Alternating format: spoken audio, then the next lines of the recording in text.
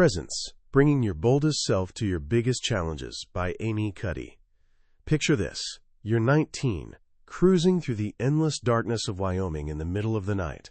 You're squeezed into a Jeep with two of your best friends, heading back to college after break. The night is peaceful. The stars are so bright they look unreal. You're loving everything about this moment. The wide-open American West, the friends beside you, the freedom of it all. Then it's your turn to catch some sleep, so you crawl into a sleeping bag in the back. The next thing you know, you're waking up in a hospital bed. Your head feels like it's splitting open. There are flowers and get-well cards scattered everywhere. You try to piece together what happened, but your brain feels like it's wrapped in cotton. You can't hold on to a thought. You just drift back to sleep. This is what happened to a young woman named Amy Cuddy. Later, she'd learn the full story. The driver had dozed off at the wheel. The Jeep rolled multiple times down the highway, and since Amy wasn't wearing a seatbelt, she was ejected from the vehicle. Her head hit the pavement hard. She'd suffered a severe traumatic brain injury.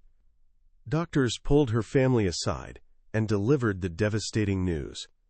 Amy might reach a high-functioning level eventually, but finishing college? That probably wasn't in the cards.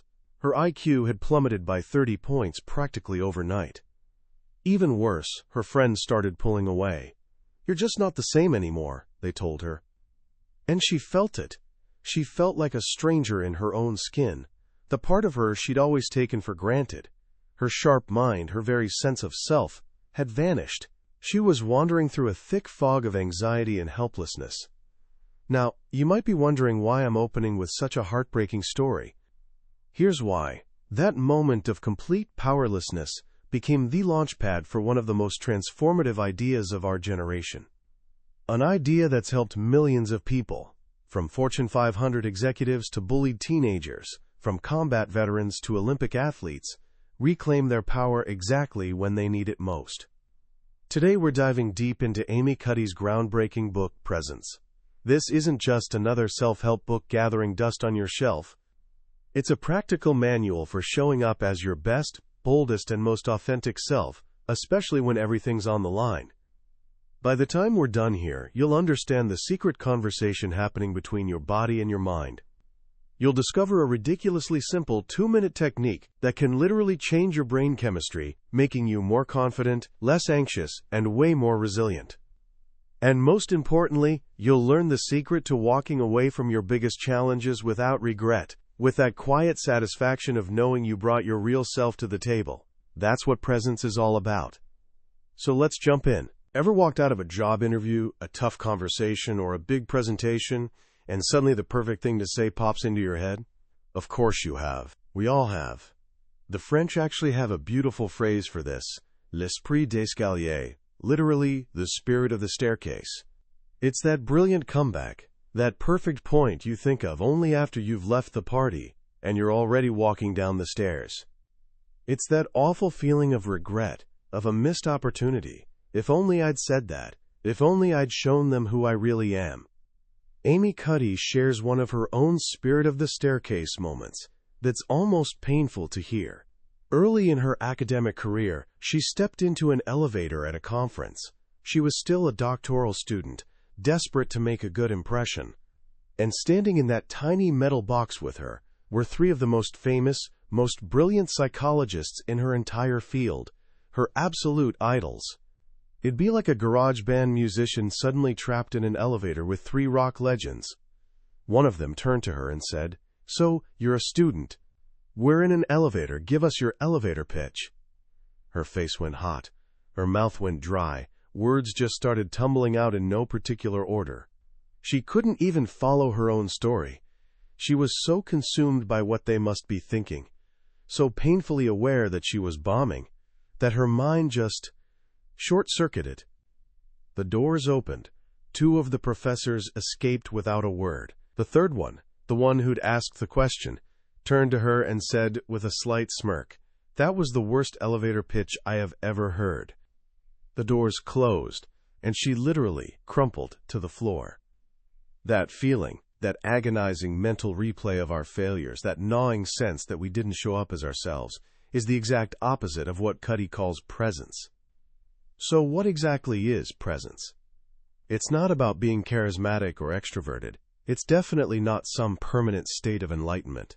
Presence, as Cuddy defines it, is the state of being tuned into and comfortably expressing our true thoughts, feelings, values, and potential. It's that rare moment when you're completely in sync with yourself. Your words, your body language, your inner feelings, they're all telling the same story. You're not fighting yourself, you're just being yourself. And when you're truly present, other people can feel it. Cuddy talks about this fascinating study of entrepreneurs pitching their ideas to venture capitalists. The researcher, Lakshmi Balachandra, analyzed videos of 185 pitches to figure out who got the funding. You'd think it would be whoever had the best credentials or the most polished business plan, right? Nope. The strongest predictors of who got the money were things like confidence, comfort level, and passionate enthusiasm. These entrepreneurs weren't worried about how they were doing or obsessing over what the investors thought. They were fully present, completely consumed by their belief in their own idea. Their presence was palpable. It signaled authenticity. It told the investors, this person believes their own story, so maybe I should too. But here's the cruel irony. Exactly when we most need to be present, in those high-stakes, high-pressure moments, we're least likely to pull it off. Our minds get hijacked. We become consumed with worry. What do they think of me? Am I screwing this up? We start second-guessing every single word. It's like trying to listen to music while simultaneously thinking, I am listening to this music. You can't do it. You're not actually listening anymore. When you're in a job interview thinking, I'm in a job interview, you're not fully engaged with the person across the table. You're not being your truest, sharpest, most relaxed self. So what's the force that robs us of our presence? What's this inner saboteur that whispers we don't belong? For many of us, it has a name: imposter syndrome. The term was coined by psychologist Pauline Rose Clance. As a doctoral student herself, she was haunted by this fear that she wasn't good enough. Everyone else is smarter than me. I just got lucky. It was a mistake to let me in here. Soon they'll figure me out. When she became a therapist at a prestigious college, she saw the exact same fear in her students. Incredibly bright, high-achieving young women who, despite mountains of evidence to the contrary, believed they were frauds. They thought their success was just luck or a clerical error in the admissions office. One student actually called herself an Oberlin mistake. At first, researchers thought this was uniquely a women's problem. Society sends women all these mixed messages about success, they reasoned, so women struggle to internalize their own accomplishments. But they were completely wrong. After Cuddy's talk went viral, men started writing to her in droves, sharing their own secret stories of feeling like imposters. Turns out, research now shows that men and women experience imposter feelings at basically equal rates. The difference? Men are often more ashamed to admit it, fearing it violates the whole strong and assertive stereotype. This feeling is absolutely everywhere. It affects teachers, doctors, lawyers, artists, and students. In one survey, 70% of people reported feeling like an imposter at some point. Even some of the most successful people on the planet have confessed to it. People like Tina Fey, Denzel Washington, and even the legendary author Neil Gaiman. Gaiman shared this story with Cuddy about a recurring fantasy he had early in his career, even after he'd become a best-selling author. In the fantasy, a man in a cheap suit holding a clipboard would knock on his door. "Are you Neil Gaiman?" the man would ask. "Yes," Neil would say. "Well, it says here you get paid to just make things up, that you get free books and get to see movies for free. I'm afraid we're onto you. You're going to have to go out and get a proper job now." And in his fantasy, Neil's heart would just sink, and he'd simply say, "Okay." Because once they've caught up with you, game over, right? This is the absolute cruelty of imposter syndrome. Success doesn't cure it. Actually, it can make it worse. Every achievement, every award, just raises the stakes.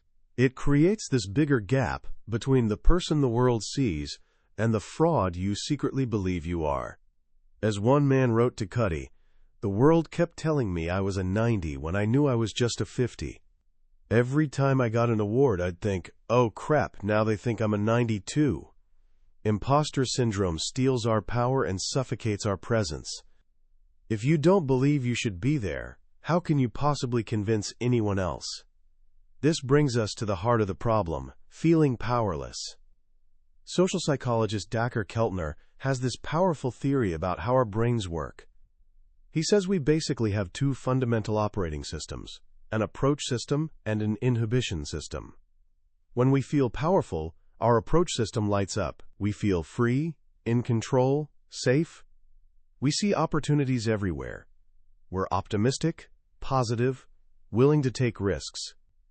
But when we feel powerless, our inhibition system takes over. It's like a threat alarm blaring in our brains. We become vigilant, anxious, pessimistic. We see threats instead of opportunities. We become hypersensitive to social pressure and shrink away from challenges. Power makes us move forward. Powerlessness makes us hide.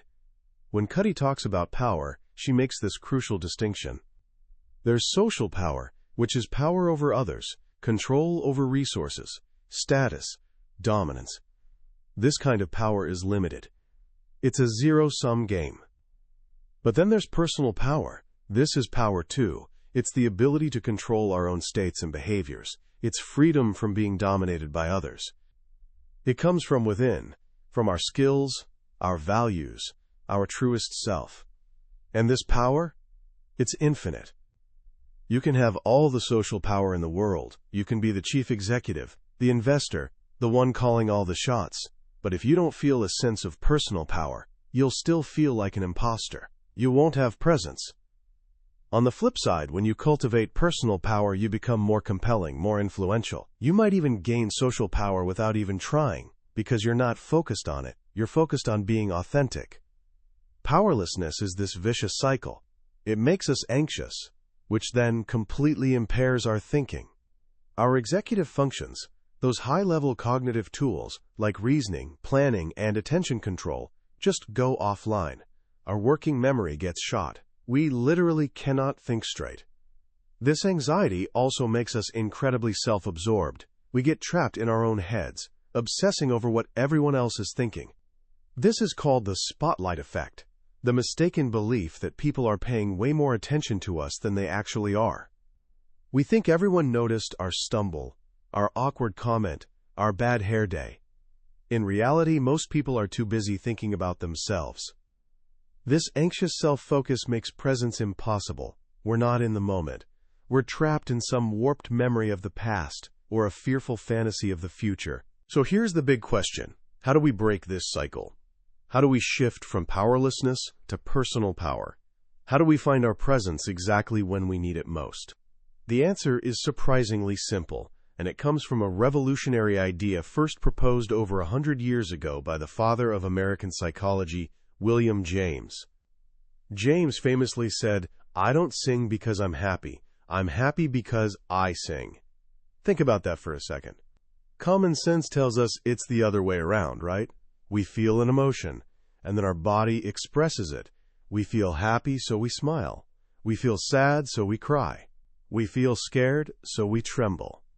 James argued that this sequence is backwards. He believed our feelings are actually the consequences of our bodily expressions. We feel happy because we smile. We feel sad because we cry. We feel afraid because we tremble.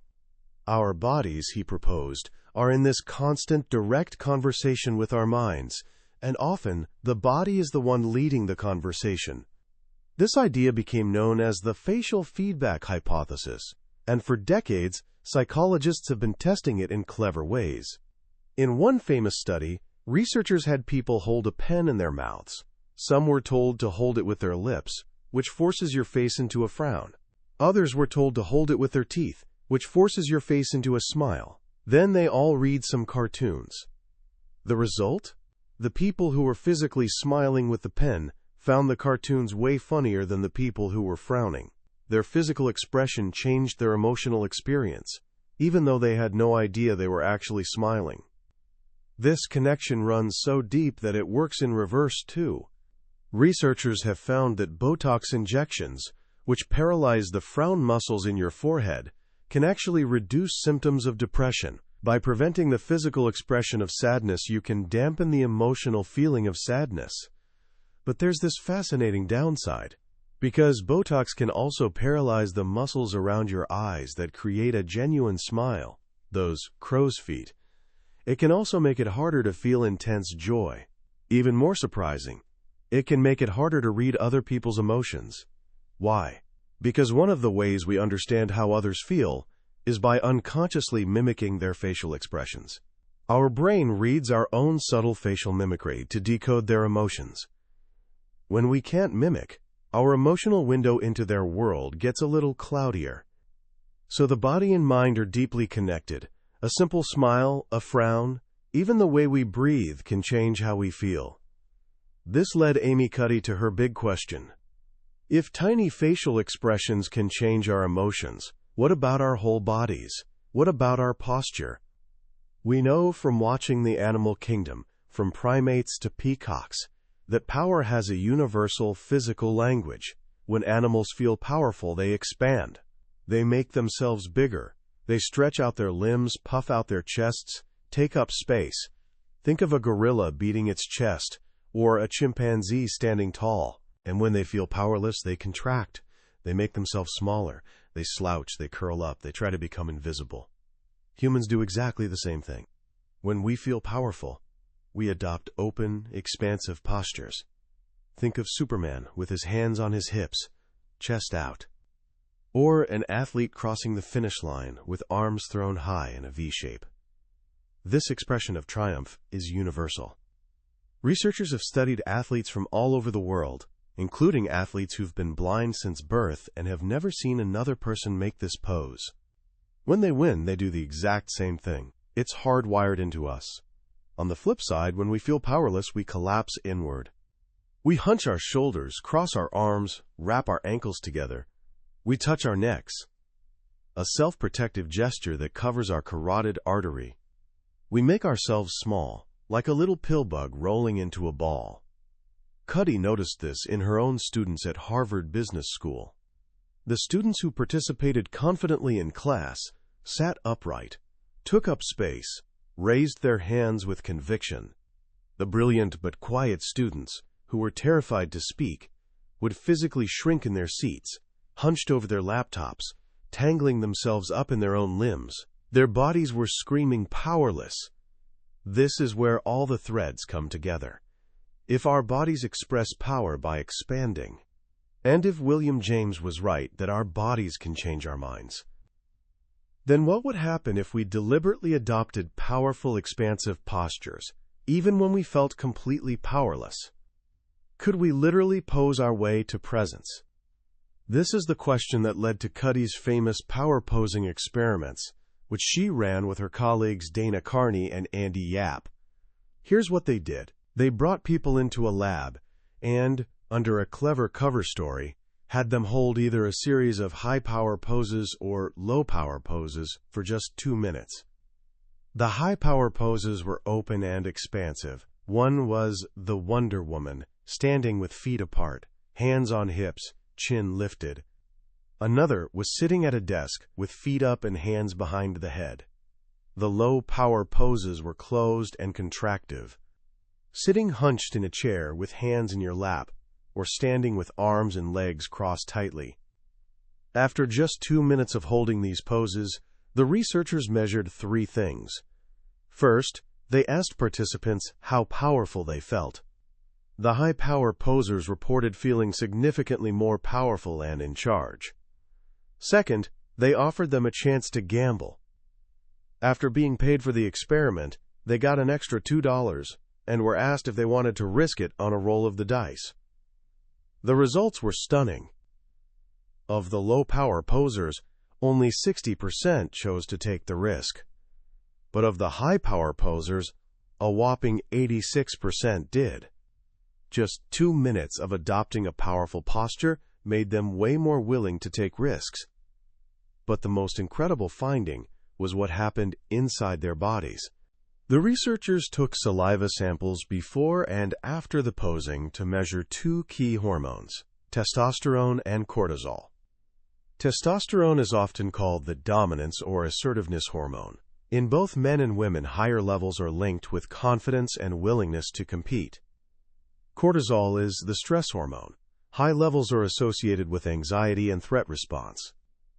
In an effective, calm, assertive leader, you typically see high testosterone and low cortisol. This is the ideal hormonal profile for presence. So what happened to the participants? After just 2 minutes, the high-power posers experienced, on average, a 20% increase in their testosterone levels, and their cortisol levels dropped by 25%. The low-power posers showed the exact opposite pattern. Their testosterone decreased by 10%, and their cortisol increased by 15%. Let this really sink in. 2 minutes. Just 2 minutes of changing your body language can reconfigure your brain to be more assertive, confident, and comfortable, and way less reactive to stress. Your body can change your mind can change your behavior, and your behavior can change your outcomes. This isn't about faking it in front of other people.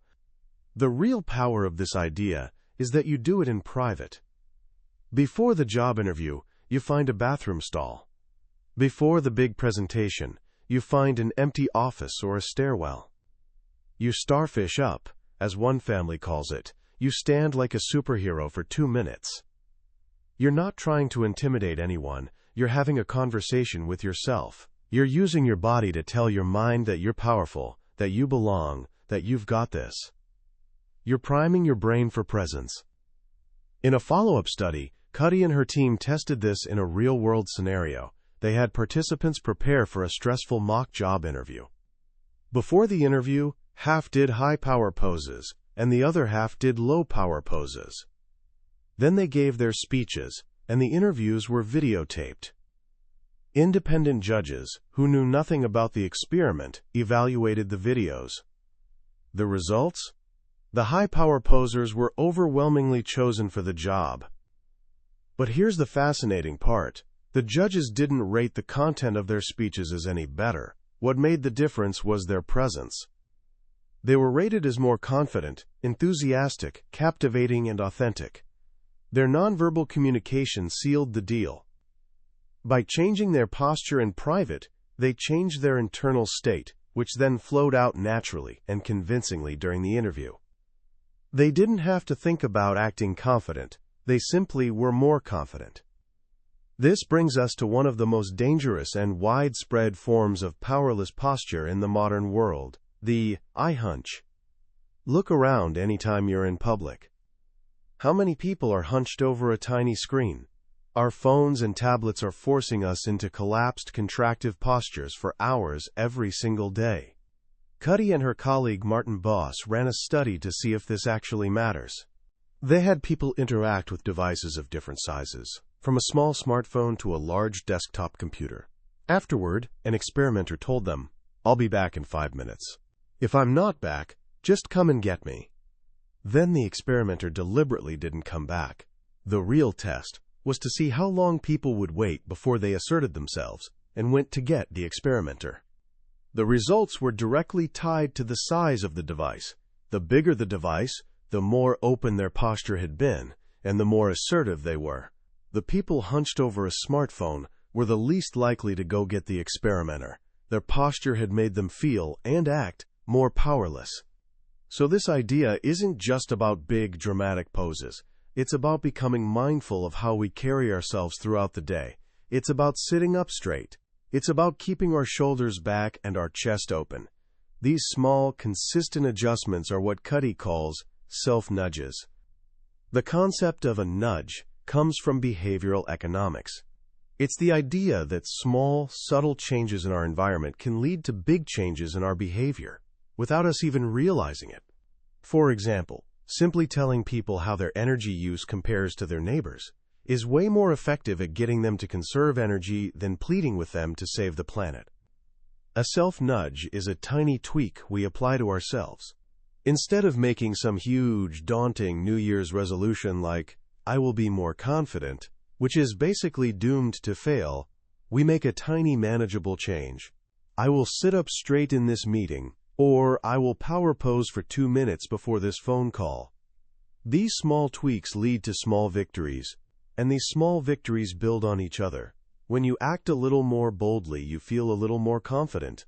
Other people respond to that confidence, which reinforces your own feeling of competence. It creates this beautiful upward spiral. This leads to Cuddy's most famous phrase, which is a powerful twist on an old saying. We've all heard, "Fake it till you make it." But Cuddy argues that this implies you're an imposter, trying to deceive others.